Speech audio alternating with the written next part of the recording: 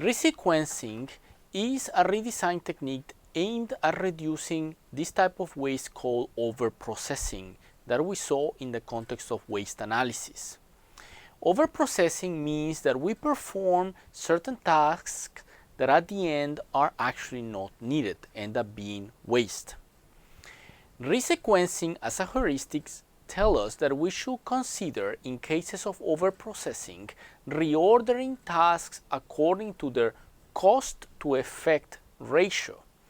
Effect in this context means how likely it is that this task will eliminate the need for other tasks to be performed.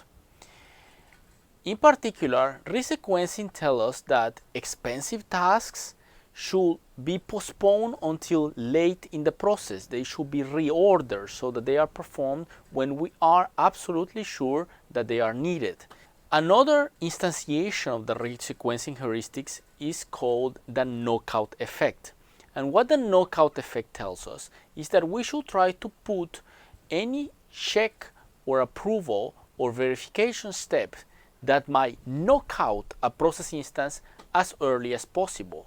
By knockout or knocking out a process instance in this context, what we mean is that the said check, verification, or approval task, meaning the control task, will detect an error that will end up stopping the process, and therefore subsequent tasks will not be required.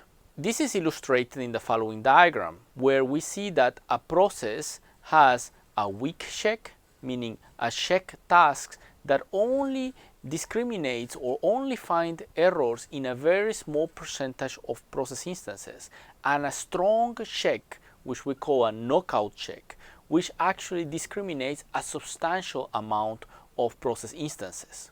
When we have this situation, the resequencing heuristics tells us that we should consider swapping the two check tasks in this context, such that the knockout check appears first and the weak check comes later.